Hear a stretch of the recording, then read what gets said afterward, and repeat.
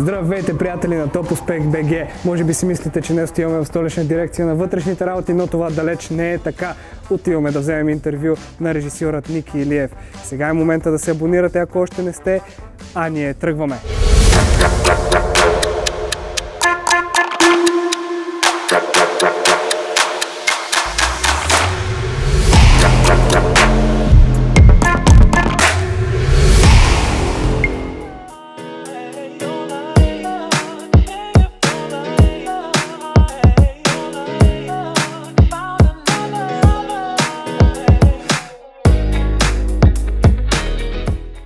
Ники, приятно ми е да много се видим. Приятно, мерси, че сте тук. Тук сме в декора ни СДВР, така да се каже, полицията. Това е на шефа, също ето се пише началник на Дани Ангелов в кабинета. Това ни е таблото с заподозрените, всъщност то си е, както виждате, стъкло, а това вече е тук дъската, където се води едно основно разследване, за което нещата още не са се излъчили, така че всъщност... Да, няма да издаваме. Да не издаваме точно какво разследваме, но е много важно разследване, около което се върти целият сезон, втори сезон, да.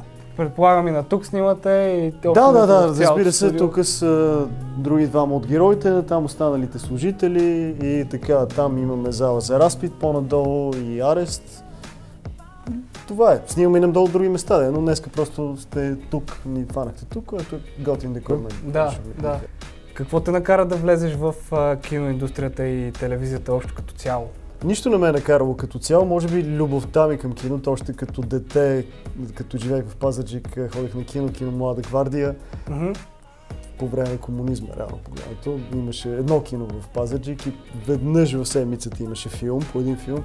Всеки понеделник сутрин ходих да видя какъв филм е излязъл, ще го дава цяла седмица. И тогава още се влюбих в киното и някак си имаше истории, които се въртяха в фантазията ми.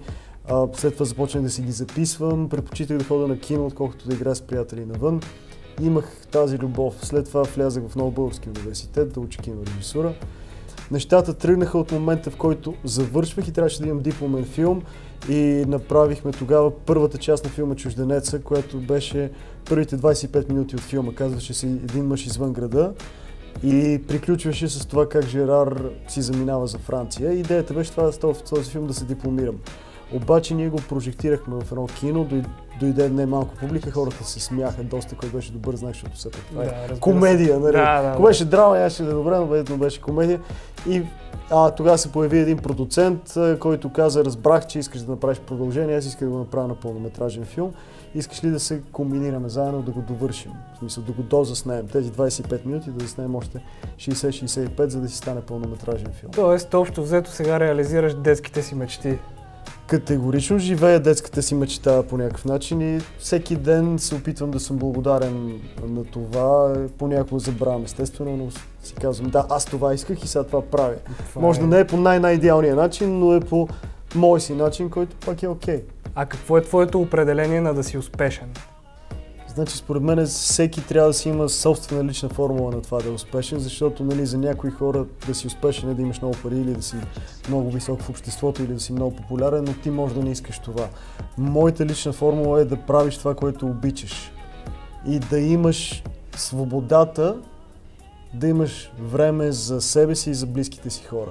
Така че човек трябва да намери това, което него го кара да се чувства смислен и по-скоро работата му да дава смисъл до голяма степен, да му дава смисъл в живота. Напълно съм съгласен с теб. Следващият ни въпрос е: има ли кино в България? Да, кино в България има. Винаги би могло да бъде по-добре. Винаги нашето кино би могло да излезе малко повече от границите на България и да бъде по-световно. Така че нали, някои хора биха могли да спорят това, нали, сега на българското кино не е кино, но не. Реално погледнато има кино в България, особено последните, според мен, около 12 години има кино в България. Горе-долу, откакто излезе Мисия Лондон и вече други филми, които след това отпушиха зрителите да ценят българското кино. 2019 година, понеже последният филм, който направих за връщане, излезе 2019 година и беше най-гледания филм български тогава. В смисъл, не исках да го кажа, защото се хваля, но ясно, то си е за хвалба. Да, ясно е, че се хваля, но иска да кажа, че защото знаех, че най-гледани от 19 български филма за годината. Което значи, че 2019 година са излезли 19 български филма, което не е малко в сравнение с предишни години. 2020 мисля, че излязоха по-малко, но все пак тогава ни удари коронавируса, така че нещата се промениха в световно отношение изцяло. Към момента мисля, че и закона за филмовата индустрия се променя, някои хора са за, други са против, но реално погледнато това според мен ще направи така, че да има още повече български филми. За да има повече българско кино, трябва да има повече жанров избор. И ако се продължи в тази посока, то ще става все по-силно и все по-силно. И се надявам вече да може да минем и малко в по-международно разпространение, като Netflix, повече в HBO, евентуално чужди пазари за кино и така нататък, но има надежда, така да го кажа. Не е идеално, но има надежда. Да, определено има надежда. Да. Заслужава ли си да се прави нещо, ако влизаш с мисълта само да изкараш пари? Значи не си заслужава, ако влизаш с мисълта само да изкараш пари. Тогава почти в нито една сфера не си заслужава, най-малко в киното, защото това значи, че ти чакаш крайния резултат. Това значи, че ако направиш един филм и ти го правиш само и само за да изкараш пари и не изкараш пари, това значи, че целият експириенс, нали, целият процес, който ти си изминал и цялото създаване на филма е било безмислено, защото ти не си спечелил от него. Така че според мен трябва да го правиш по-скоро, защото обичаш киното, надявайки се, че ще изкараш пари. Но ако не изкараш пари, поне да знаеш, че си създал нещо, изразил си себе си и това остава за винаги. Дали могат да се изкарат пари от българско кино? Могат. Има два варианта. Единият вариант е някои хора печелят от държавата, заделят пари за себе си, останалите пари правят филм. Така печелят от кино, което за мен е тъп и гаден вариант, но така съдя ги, но не искам да ги съда, защото това си е моя гледна точка и чисто субективно. Да. Другия вариант е да печелиш от приходи, което е малко трудно от гледна точка на това, че пазара ни е голям и филма на 100% в повечето случаи не се изплаща.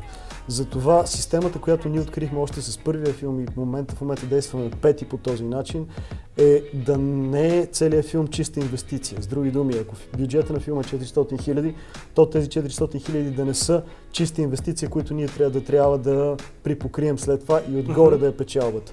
Това, което правим в повечето случаи, по-голямата част от бюджета го набираме чрез някакъв вид продуктово позициониране, независимо дали е кола, място, ресторант или каквото и да било. Да. И по този начин по-голямата част от приходите, които идват от кината, са си чиста печалба за нас, продуцентите.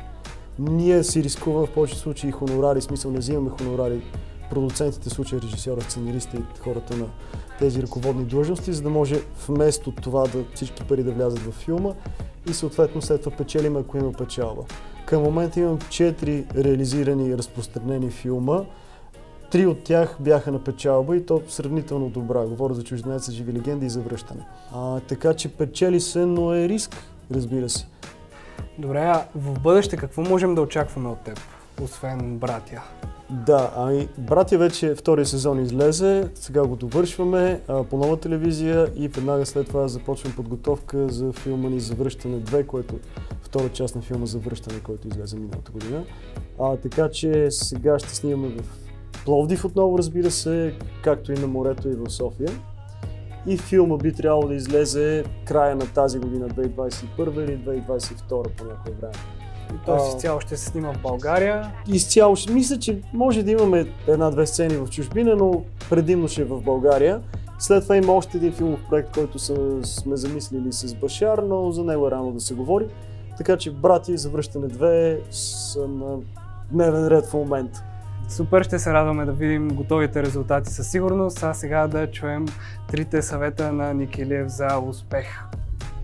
Така, аз съм Ники и това са моите 3 съвета за успех. Намерете своето призвание, това, което ви дава смисъл в живота. По този начин ще сте по-добри от останалите, ще изразите себе си и ще се усещате, че не работите. Постоянство. Направете така, че това, което обичате да правите, да ви стане навик. Или всяка цел, която искате да постигнете, да ви стане навик. Всеки ден да правите по-малко. По една страница от сценарий, по един имейл, по едно телефонно обаждане, по една среща в тази посока. Ефектът на натрупването ще ви помогне безобразно много и няма да се усещате, че сте направили ужасно много работа. Обичайте процеса.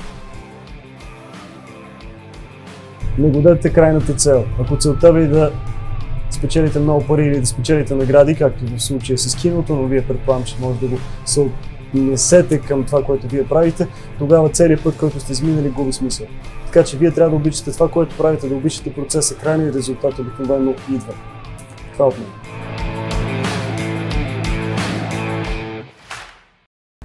Това бяха трите съвета на Ники Илиев за успех. Лайквайте, шервайте, абонирайте се, а пък ако искате да ни подкрепите, може да го направите на Patreon или на TopUspech.bg. Нека успеха бъде с вас!